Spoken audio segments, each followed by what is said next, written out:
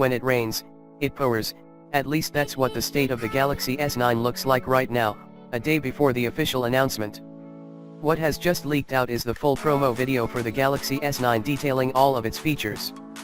And it's nobody but Samsung's own fault, as somebody slipped and published the video ahead of time. And all of the rumors seem to be true. The Galaxy S9 and S9 Plus will look very similar to the S8 series, while the main difference between them will be a new camera with a variable aperture and a bump in processor and performance. The bigger S9 Plus will also have a secondary telephoto lens similar to the one on the Galaxy Note 8.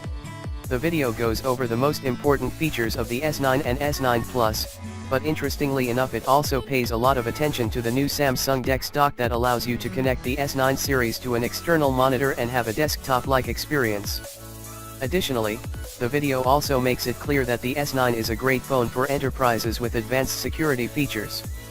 Interestingly enough, there is little focus on the actual consumer experience and things like the camera, which makes us think that Samsung might actually have a few promo videos out there to show us at its Galaxy Unpacked 2018 event tomorrow. This is the first one that lifts the cover off the S9 series wide open. Tomorrow, we'll learn what else there is to it.